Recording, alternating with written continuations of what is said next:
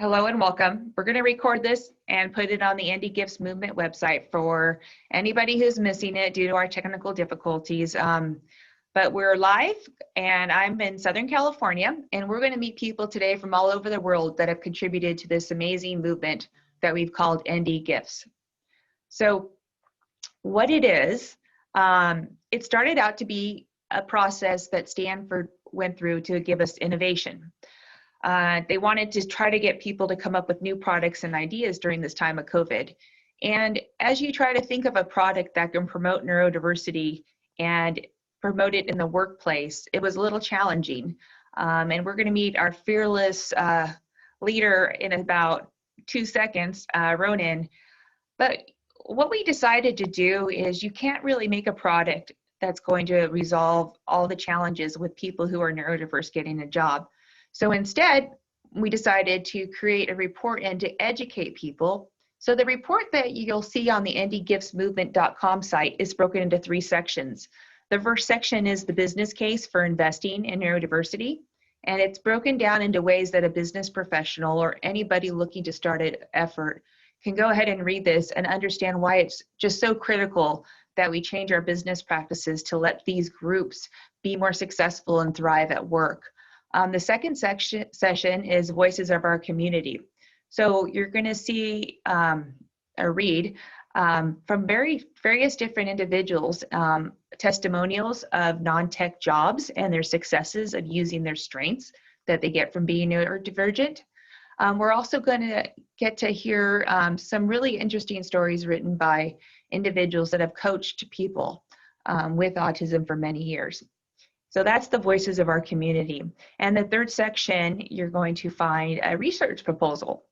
So we had a lot of PhDs or PhDs in training as myself, and we wanted to present a way that we feel that organizations can support us going into the organization and doing some research to find quantitative information to validate that making these changes you need to make to go into the workforce, to make the changes you need to make in your organization to allow neurodiverse people to come into your workforce and really thrive. And we feel if the individuals get a chance to thrive, they're going to create new and innovative ways of looking at a problem. And I think it's going to, go ahead and spill over to other people starting to look at problems differently. So we believe that in the right environment, we can take creative potential of people and trade it into more innovation.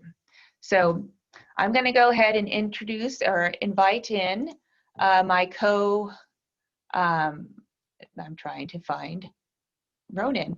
Well, I'm going to go ahead and Susan, if you want to jump in. I'm not quite sure where Ronan is. Oh, I'm just going to go ahead and promote this person. And it might not be Ronan. It might actually be a relative of his. So we shall see.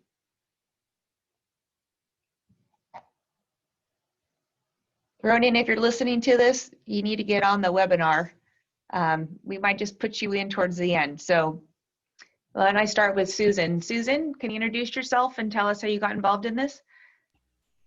Absolutely. My name is Susan O'Malley, and I'm logging in this morning from San Francisco in California. I'm an Irish export, which in case you can't hear that. And in my current core role, I work as a senior director at IDEO, the design and innovation consultancy based here in the Bay Area. All right. So Susan, how did you get pulled into this project? Absolutely. Earlier in the summer, I got a really intriguing email from Ronan, who was a fellow alum of the business school at Stanford, where he had attended quite some time back, and I had moved here 10 years ago to go to the program. And I had known about Ronan a little bit. I hadn't met him, but I'd come across his name, and he sent me this really phenomenally interesting email just saying, hey, there's this Stanford Embark program. We're putting something together, and I think you might add something. And on a leap of faith, really not knowing more than that, I just hopped on a call with him. And the thing I would say is that he was so singular in his vision, so passionate, so charismatic, and also so disarming in terms of how open he was about his life's journey and his work and his gifts, that I was just magnetically drawn to helping him out. And so with little more than a call or two, and then with a call with Tiffany, where we were both like, what the hell just happened? This guy just showed up and now we're doing all this work. And we sort of raised our hands to go on this journey with him. So so that's my story.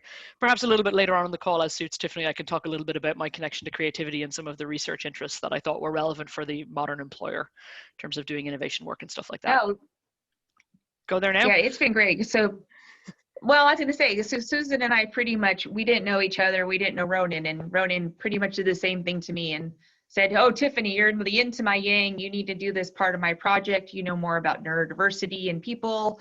And I got roped in, and I was like, hey, you got 10 hours? Sure, no problem. Well, what is it, 9 weeks later, and I have now put in probably 40 hours a week, 7 days a week. But it's been amazing. So we've created great things. Susan, we would have these Friday morning meetings, and Susan's kind of like referees, I think, a little between Ronan and I, and we have such both passionate but different approaches to things. So her experience at IDEO and her creativity, I think if you explain that now and how you use that to manage us, that would be great. Absolutely. I think maybe on the Friday morning calls, like it's one of the things I do quite a lot of my job is I sort of hold space for leadership teams, and I'm kind of a sounding board and an advisor. And so sometimes I think having an extra brain and an extra heart, frankly, in the room that's just there to help us be successful, that's listening, that's thinking about roadblocks. That's what I really love doing in my job.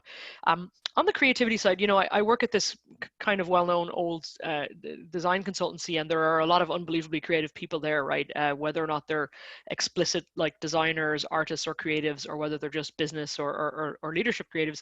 And in my work there, I had come across a lot of research into like measuring creativity.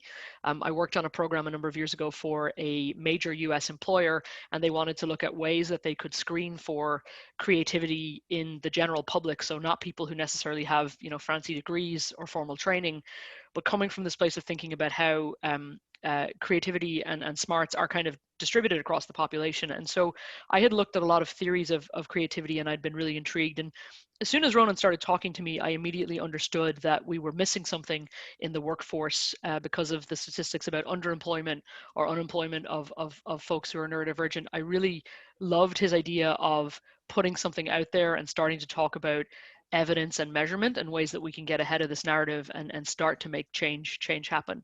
So that's really where I came in. I have to say, I did not do half as much work as most of the authors and most of the editors on the paper. I contributed some sections, but I really was there to help us try and bring some of that into the mix. And we have a phenomenal collaborator in Canada who I'd like to give a shout out to, Nathaniel Barr, who works at BE Works, which is a very innovative behavioral science company, and he's also a professor at Sheridan College. And he really helped us round out our thinking in terms of measurement models and how we might think about creativity studies going forward. So I'll stop there. I'll just say that section of the report, which Tiffany worked on, I think is phenomenal, and some of the other authors, it points to some future research that I think is aspirational but possible for us to do, and we're hoping that folks will pick up that mantle and run with it and move the needle on this topic. All right. So yeah, Susan has been instrumental in just bringing the different perspective. I do want to add the fact that Ronan is getting locked out of being in here. So it's kind of hilarious because he's the one who started all this. We were going to have Susan Daly, and she's coming in now. I'm going to unmute you, or unmute yourself, Susan, if you would like to. And then we can go ahead and talk about your experience. So Susan Daly is with Bank of America, and she's in charge of their neurodiversity project. Are you there, Susan? I'm here. Can you hear me? I can hear you. I'm so glad. Susan and I haven't actually met yet, but she has been instrumental in getting the first organization, Bank of America, to support us. And we're just ecstatic about that. So Susan, thank you so much for believing in our effort. And I was wondering if you want to tell us a little bit about you and what Bank of America is doing to promote neurodiversity in the workplace. Yeah, absolutely. So, hey guys, nice to hear everybody's voice, and you know, kudos to the team for handling the tech issues so elegantly. It's never fun to be in that position, but I'm glad we got the call off the ground. So I am in the Charlotte market. I work for Bank of America, as we mentioned. My day job, I'm actually working on some of the Paycheck Protection Program things that are going on right now in the world to help our small business clients and our medium and large business clients, be able to weather this storm. But my passion is really around neurodiversity. I've got 3 children, 2 divergents and 1 typical, and I'm so sad we're not on video because one of my divergents for Christmas last year had some custom pins and jewelry made for me. The pin says neurodiversity, know it and love it, and I'm wearing that. And then I know there are debates about the phraseology of disabilities, in this category, but she had a necklace made for me that says invisible disability. So I was going to show those off. But it was really my kids that inspired me to get this work started at Bank of America. We didn't know really anything about this category when their diagnoses started coming in, and we were very concerned. There were learning disabilities and things like that that were going to hold them back. And as we learned more, what we found is that, they're very high IQ, absolutely brilliant, funny, great human beings, that they just think differently, which, we really see as a bonus. And I began to think, a company like Bank of America could really benefit from having problem solvers like this amongst us, but that we didn't really understand. And I love how we kicked this off talking about, how your approach here with this paper was to begin educating, because unlike many other kind of inclusion and diversity, categories, this one is, I would say, a little either not understood or misunderstood. And so I think just beginning to help people understand and educate, at Bank of America, we're very focused on making sure everyone can bring their whole self to work. And because we feel like, A, it's the right thing to do, right? But B, it really helps from a performance perspective when you're not constantly masking or trying to, not be who you are. And I thought, gosh, we've really got to make sure that folks understand this so that folks that are divergent would feel comfortable coming to work and being who they are. And so that starts with education. And so that's really what my motivation was. I'm proud to say we've done recruiting programs around neurodiversity and neurodivergence. Our executives are beginning to talk about it. We're working on launching a mentoring program. We did a live to desktop broadcast last year that had hundreds and hundreds of attendees, and people who were able to learn for the first time or dig deeper into topics such as like what's the experience for a divergent working at a company like Bank of America and corporate America. So that's where we are. I would say we're still fairly immature, although I do hear that we're kind of a little bit ahead in terms of the activities and the things that we're doing. And so I'm proud of that, but I still feel like there's so much more work to do. And I'm very excited to share this paper with my colleagues and, use it as a tool to help drive the dialogue even further. Well, we just appreciate everything you're doing. And our whole approach has been, we have 75 or more volunteers that have been putting their, heart and soul into this effort in various forms. But, when B of A needs help, we want to be the people that can help in all the different perspectives. And I think that the beauty of this paper, and especially the beauty of this group, and what I really wanted to highlight today was that, we have so many different people and perspectives that have gone into this. And those perspectives are so important. People who are neurodivergent. I'm a mother of a neurodivergent. I'm also a researcher of people, of neurodivergent people and inclusion in the workplace. And you put all those together, and we had a lot of really challenging conversations to make sure we got this right.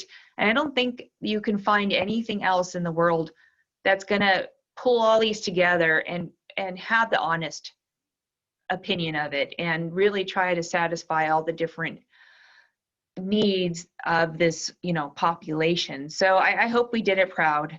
I thank you, Susan, for coming in, both Susans. I'm going to go ahead and add Betsy to our call. Betsy is going to get brought in. I would bring in Ronan, but I have no idea where he is. So that's just the fun stuff. Betsy, do you want to make yourself available? Betsy's going to talk about the business case section that she helped write. Oops, I think I just unmuted her when she was trying to mute, because that's just awesome. It will not let me start my video. Yeah, that's, of course it won't. Because the host has to start my video. There we go. I'm making you a co-host because I'm just going to make the world a co-host. Yeah. You should be able to go ahead and do that now.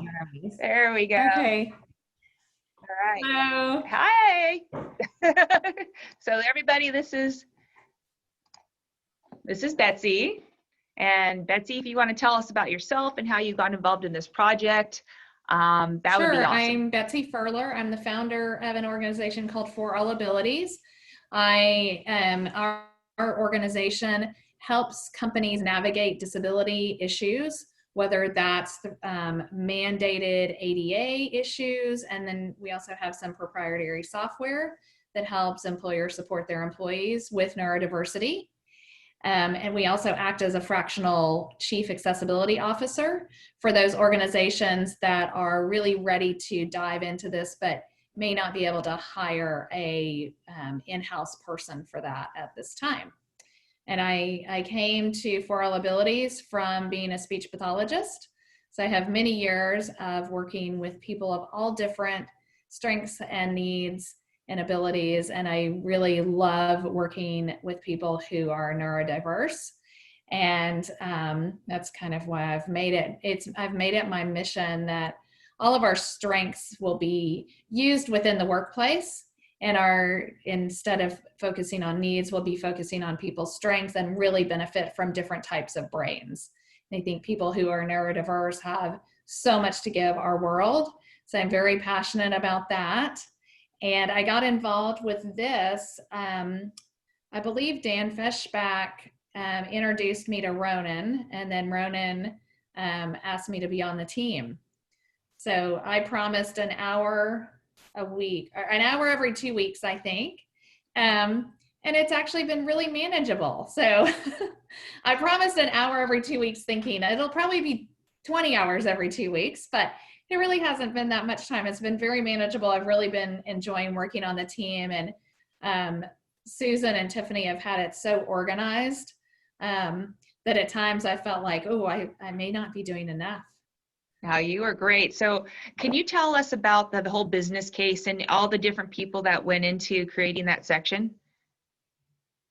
So I don't know how many, there were quite a few people who worked on the business case.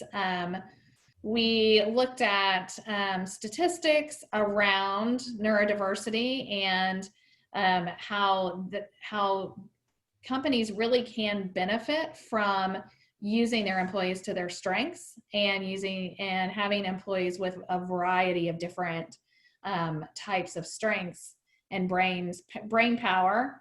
I think I contributed through my clinical knowledge. And I've also done quite a deep dive for my own company into the business case and looking at different areas, efficiency, productivity, what a company can save on things like decreased employee churn if they're able to support their employees to the fullest. We also looked at how we can improve productivity, and of course, ADA issues and avoiding any kind of ADA lawsuits or problems is also always good for a business.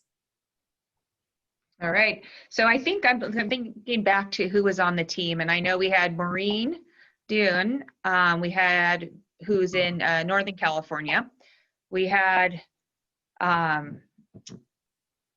Victoria, who is in Texas, and Ronan, who is in Ireland. yeah, we had quite the team going. So, Wasn't Kathy Farmer on that oh yeah, team as well? Kathy Farmer, exactly. Yeah, she was. Hi, Kathy. She's watching. She was on the team too. So the best part I think about this business case is that we got together as a group and we had these Zoom chats, or Zoom meetings where we would present, or Maureen presented the business case, and we went through the business case and were able to give feedback on it. There was a lot of feedback such as it seems too tech oriented, or you know, I don't think we're giving the right message. So to have a group sit on a Zoom and have, you know, 15 to 20 people having an active conversation about a document, it was powerful. So that just tells you the collaboration that went on. And, you know, these people that came into this were all over the world. So it's really powerful. So Betsy, I want to thank you for participating in all the work you're doing. I'm going to go ahead and invite Lewis in, and Sonia and Peter. So thank you so much for coming. All right. I'm just like got a command center going here. I am missing one person. There you are. All right. If you guys can make yourself visible, that would be great if you want to, of course. And I'm going to unpin Betsy, and I'm going to start with you, Peter. I'm trying. Can you hear me? I can hear you. I'm trying to start the video, but it says you can't. Oh, I think I have to. I am just got far too much power in this thing. I don't know if I like it.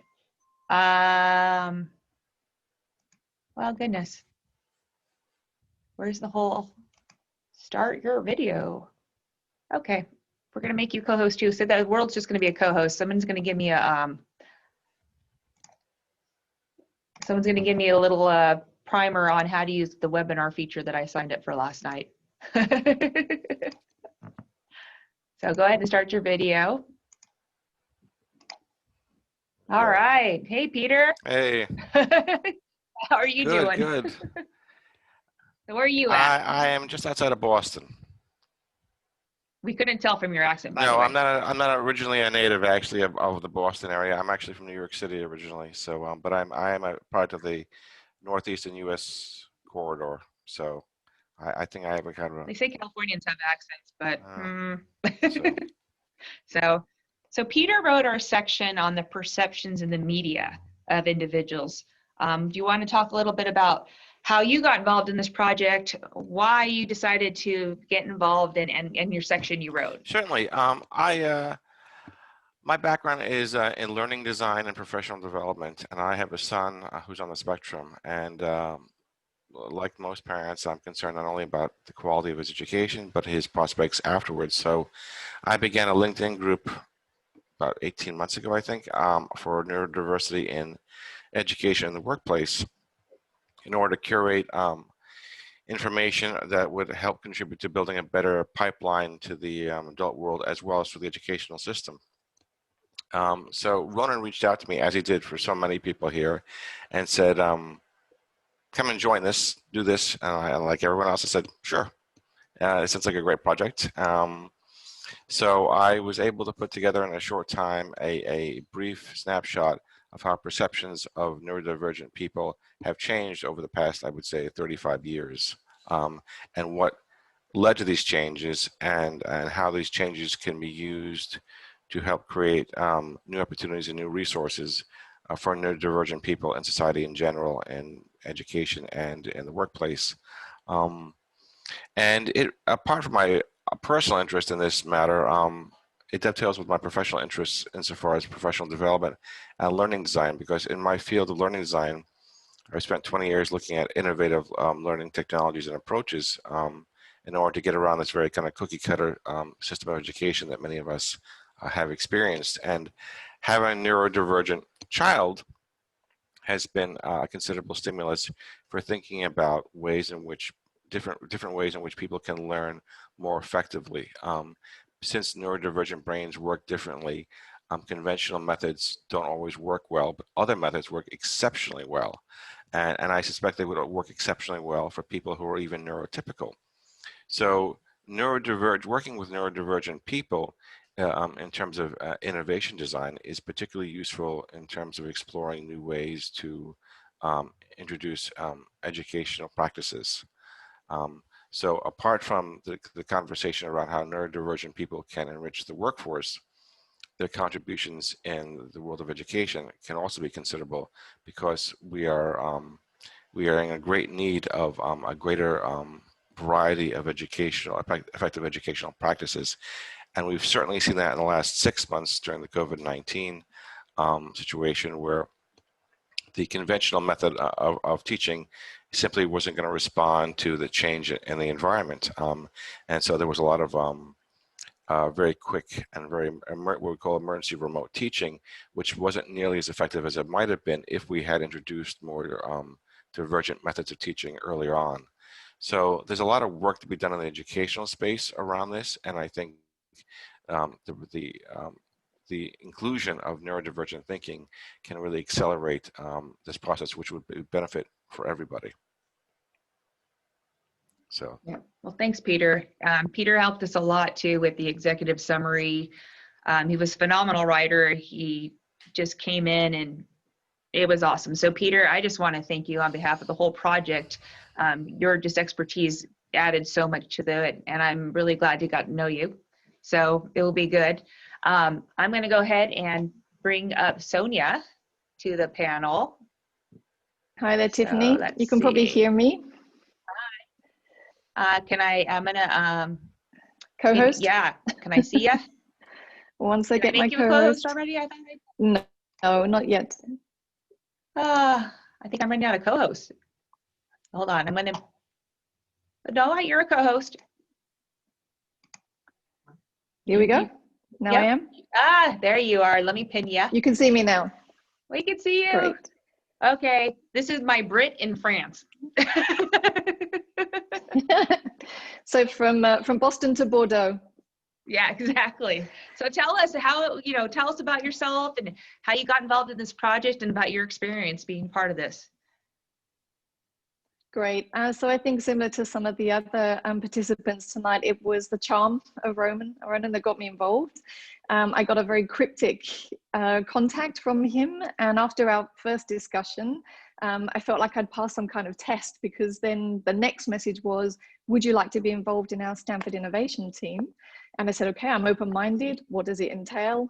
Very similar story to everybody else. Got drawn in, absolutely loved it. Where I come from in terms of neurodiversity is that for quite a while now, I've been volunteering in my spare time with autistic children. And then I saw the parents' fear for the future of their kids. And because I was in corporate life at that time, in talent management and recruitment roles, I realized I can do something about this. And I started to get involved in companies that were placing at that time tech skills, autistic tech skills into roles to try and spread the awareness that there are some amazing talents out there. It's been a roller coaster of a ride. So pleased I got involved in that.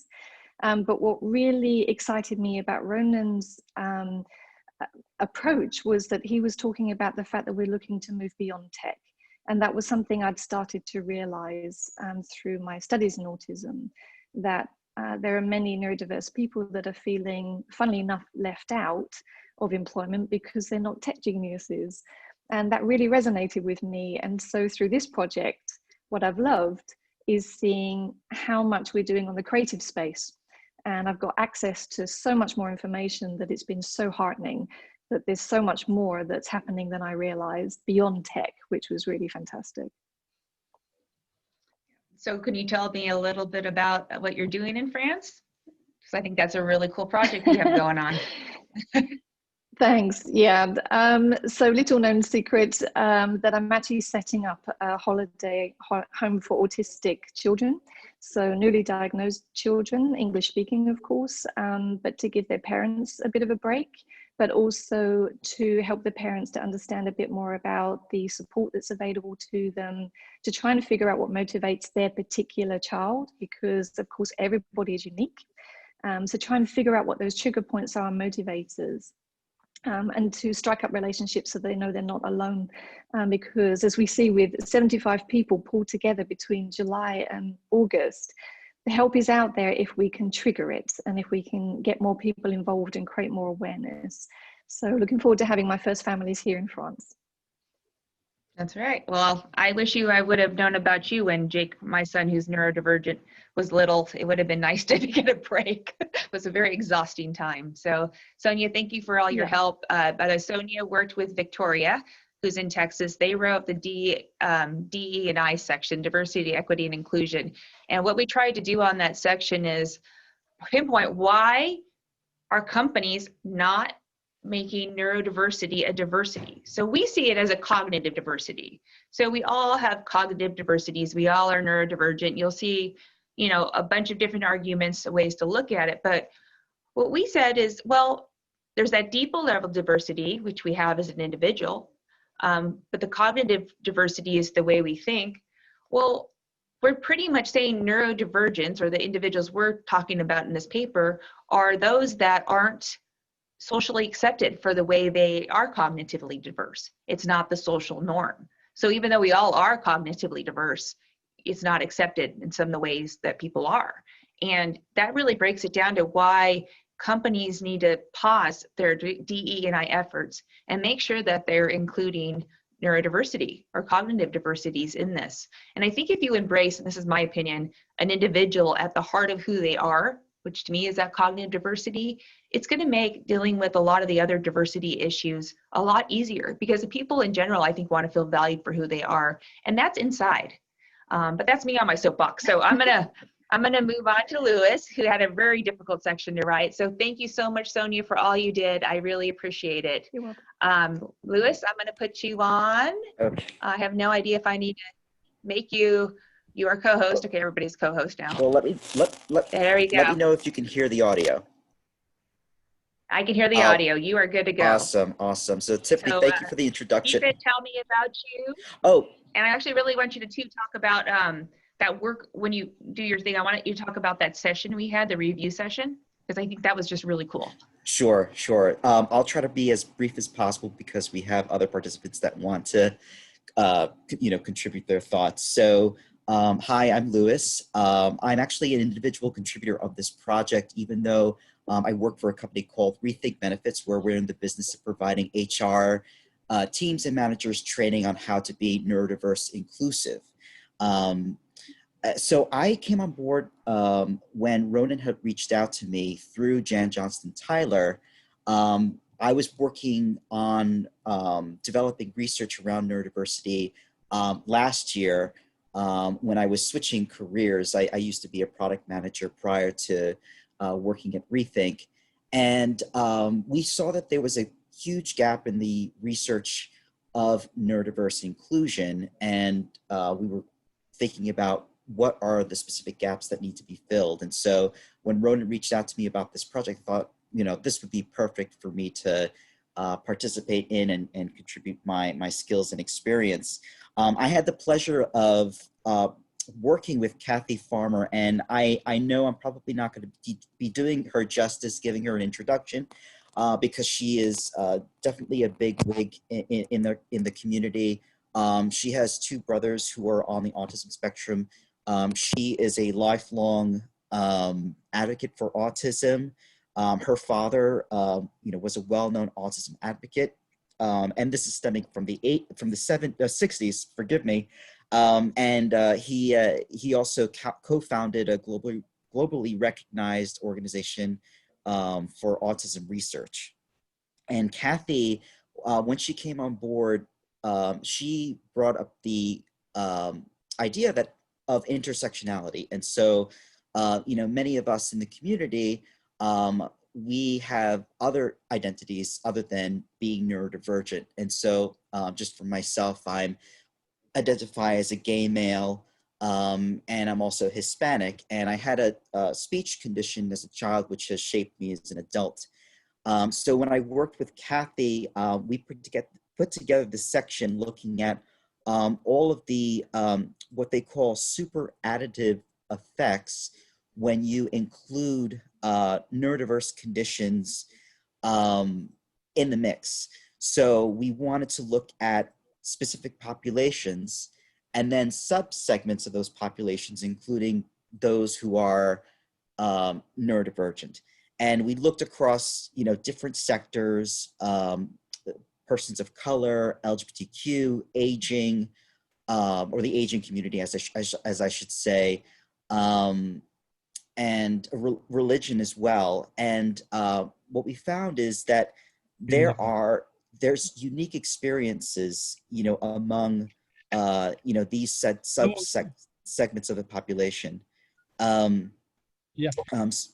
So for instance, when we're looking at persons of color who are neurodivergent, some of the challenges that they face that are specific to this community are having difficulties with cultural expectations, being punished for not following community guidelines, living with shame, hiding, feeling out of place, and struggling with power dynamics and understanding hierarchies. Sorry, Ronan got on. Yeah, I could hear Ronan. I keep muting him. He keeps muting him. Sorry.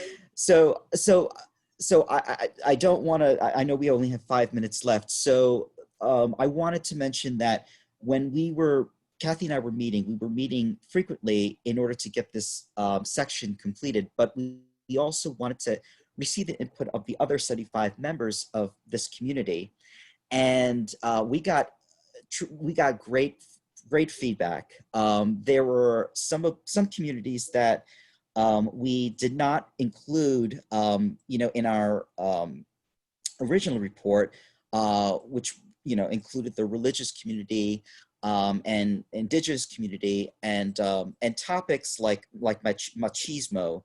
And so, having this forum of 75 individuals is super helpful, because a lot of times, we only know as much as we know, and we don't know what we don't know. And so by bringing in other perspectives, there could be other angles, with regard to research that may not be tapped into. So I was really fortunate to work with, a lot of different brilliant minds to ensure that our section was all inclusive and that we covered all different sectors. I hope that was okay, Tiffany. That was great. Actually, to be honest, one of my favorite parts of doing this effort was that working session we had, because it was so honest. I feel like people are afraid to talk about these things, about anything to deal with color, religion, race, but we wanted it to be really honest. And so we had, I think, about 20 people worldwide that were on that. And we had some really, I think, deep, hard conversations about issues in society, in cultures. That all intersectionality is so critical, because we don't all have one identity. We have many identities. And we feel like a society is always trying to put us into one bucket. And I think we try to address all that. So that was one of my favorite things. And I got to say, Lewis and Kathy were a phenomenal team, and they were right on top of everything, took all the feedback, merged it all and synthesized it and created a great section. So I really hope you guys enjoy reading it. Lewis, thank you so much for being a part of this. It's been great to get to know you even better, and thank you. All right, so on that note, I'm going to introduce the famous Ronan. All right, if I can find him on my little thing. Where'd you go? You disappeared on my little chat thing. This is just like not the Ronan show. There you are. Okay, I'm gonna pin you. Can you make your video go? Yeah, I can hear. Can you hear me? Yep. Yeah, okay. I'm making you a co-host so you can turn your video on. I'm trying to turn it on. The man, the myth. I'm trying to actually. Try it now. Hang on. Yeah, okay, I've got it. There we go. Ah! Yeah, sorry about we that. We have success. Yeah. Yeah. I think this must be the way that I'm being taught how to cope with my ADHD, but it was a very good entry point. So maybe I'll just give you a little bit of an idea about what the inspiration for me, getting this idea was. I kind of ended up at the medical school last year for 6 months, mainly working with medical researchers, neuroscientists, psychiatrists, psychologists, And I was intrigued because not only did I learn about my own brain, but the fact that actually all human brains are unique, and there's this element in all of us, but particularly so in the neurodiverse people, where there's this extra creativity because of our brain wiring. So the more I was at the medical school, the more I learned about my own ADHD brain. So that's one thing. That's one thing. And then the second thing was, you know, in my conversations with the business school at the time, everybody was talking last year about, oh, we really need innovation. Society's in a really bad place. You know, we really need out-of-the-box thinkers. We really need innovation. And where are all the innovators?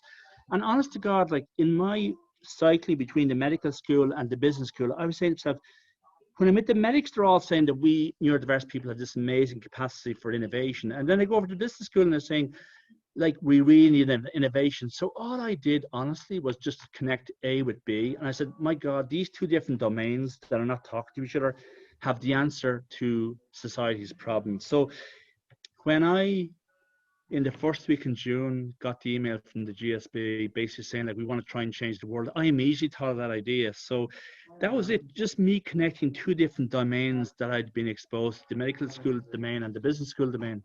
And then in my first few weeks, I think I had cumulatively about 15 ideas, most of which are still in my Lever Arch folder. But by the time Tiffany reached out to me, I really focused on the idea of creativity, because I was thinking, oh my God, this is where we can play a part. This is the unique product market fit of neurodiverse people. This is the unique product offering in the world today.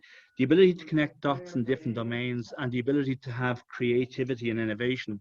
So that was kind of the genesis of it. And then Tiffany, then Susan, then I suppose the whole 80 of us, or whatever the number is now, but effectively all the research and all the work that you've been hearing about has all been to show society and to be able to prove in terms of business case or in terms of innovation agenda that actually neurodiverse people can play a big role here.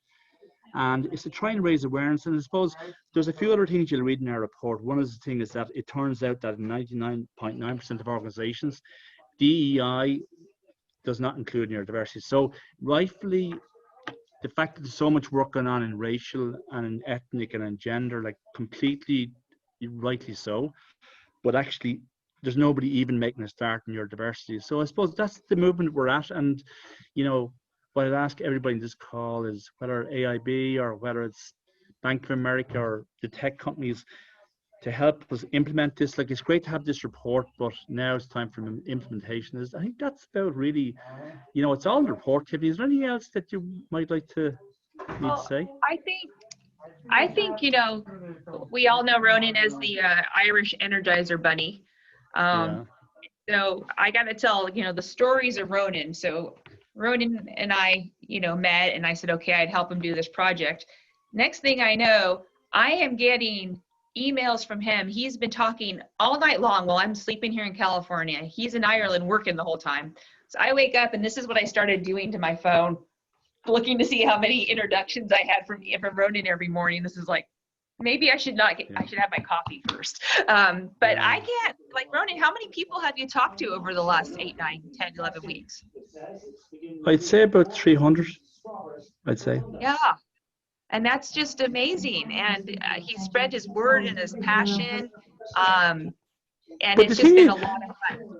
Yeah, but you know, the thing that I was really, really surprised at, given that my perceptions last year at the medical school was nobody knows anything about neurodiversity. But what I thought was amazing, maybe it's because it's the spirit of the times, but whenever I reached out to the universe, it's a bit like, you know, the way you get these animals in the wild and birds, and they send out a song.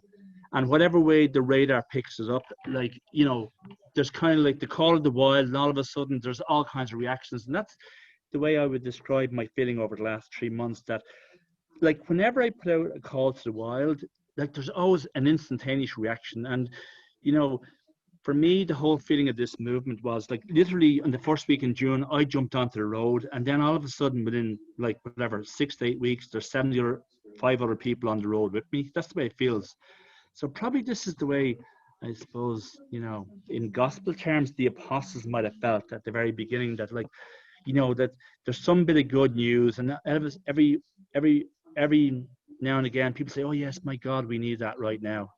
And this is, you know, one part of the solution. So I think for me, it's been stepping back about a month ago and realizing that it's not just about delivering a Stanford Business School project. That actually, about 3 weeks ago, I woke up one Wednesday morning and said, oh my God, this is a movement. And that's why Tiffany set up the website. I think as of today, Tiffany, we've about 250 people in it. And they're not all people Well, we have I've the met. LinkedIn site. Yeah, Yeah, sorry, I meant we have the LinkedIn So, site. We have about 250, and then we have the website, which the paper is live on now. yeah. So Yeah, but I think yeah, we're planning on using the LinkedIn site to be more proactive and kind of a yeah, catalyst for change in this industry. yeah. I think So yeah, and reach out to any of us. yeah, and I think the thing is, I would say, just what I'm amazed and really happy about is actually there's a real appetite for the minute you try to connect on this subject, there's no amount of people who want to have a chat about it. So it's really good. Yeah. All right, well, I'm going to bring on our research team, Yeah. and we're going to get talking. I'm trying to see if people need to run. We're running late, so hopefully you guys can hang out with us a little bit. So I'm going to go ahead and start with Corey, and I'm going to bring in Nicole, and I'd like to bring in Hari. So I'm going to unpin your video, and I'm going to go ahead and pin your guys' videos. And Hari, there you are. So I'm going to go ahead and do a quick introduction. So this team was responsible for putting together what we call more of our research side.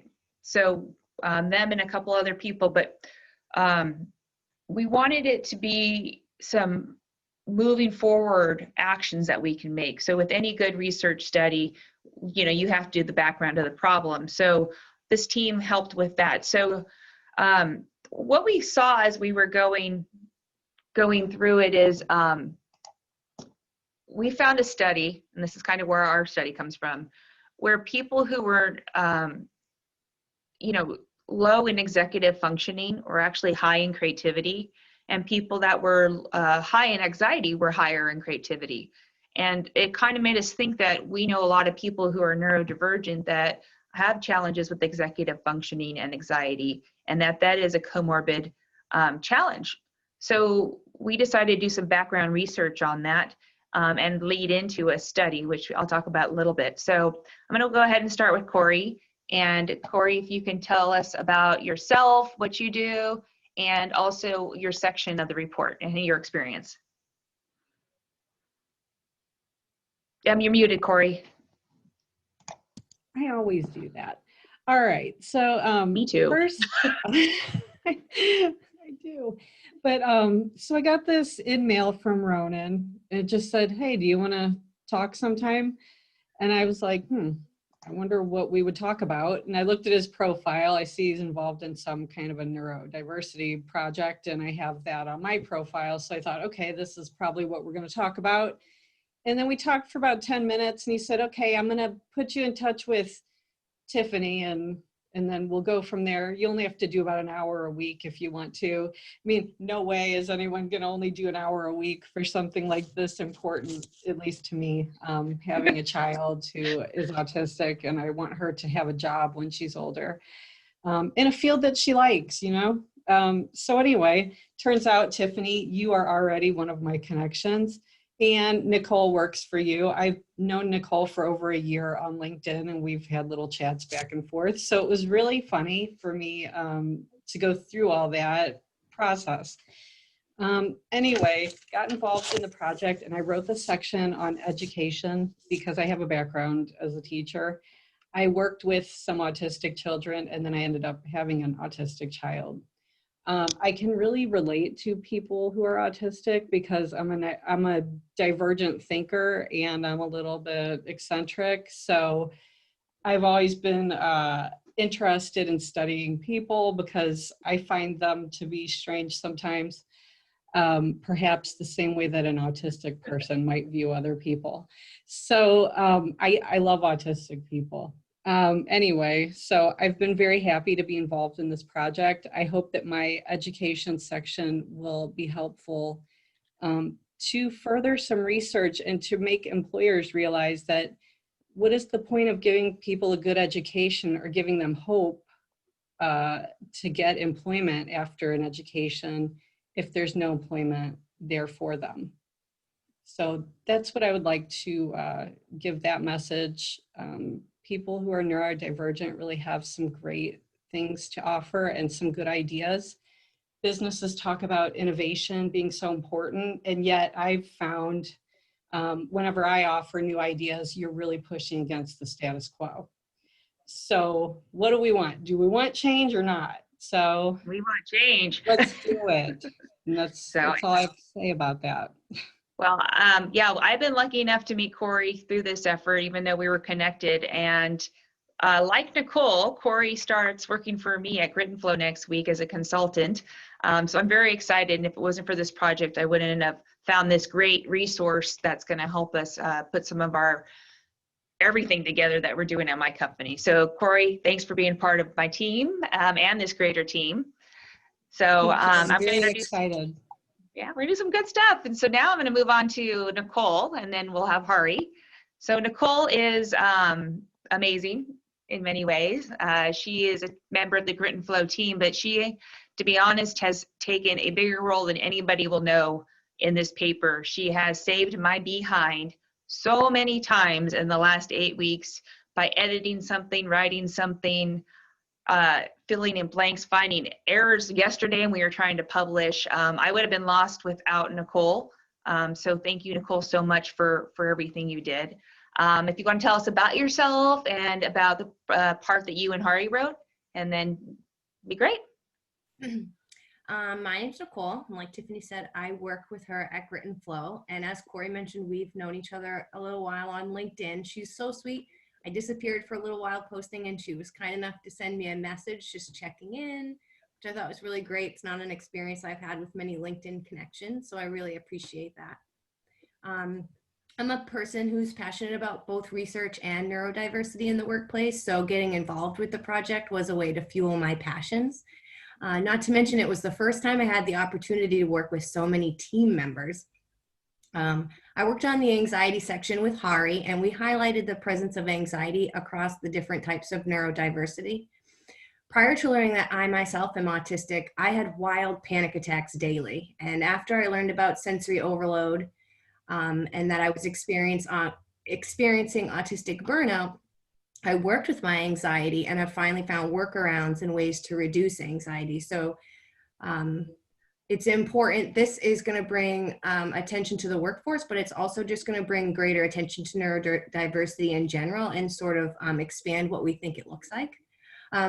Hari and I had a great working relationship. We worked using Google Docs, and we collaborated mostly through that and email and the chat function in Google Docs.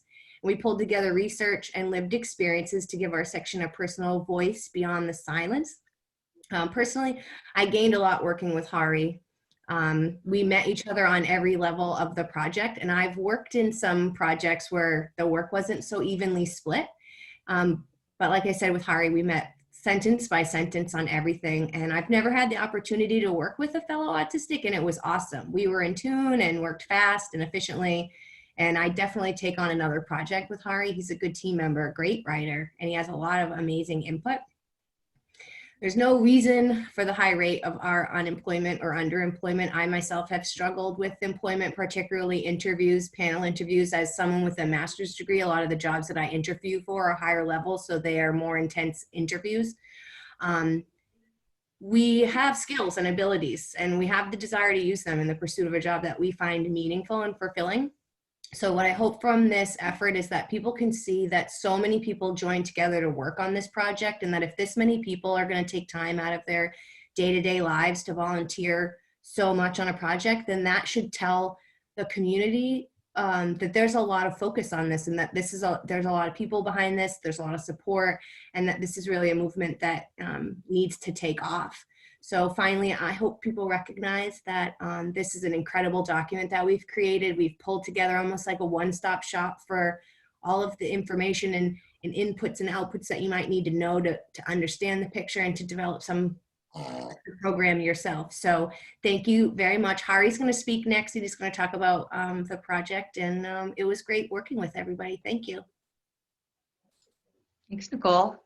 Hari, I'm going to give you the floor. If you haven't noticed, Hari goes to Cal because he's kind of quiet about it through the hat and the banners and the shirt.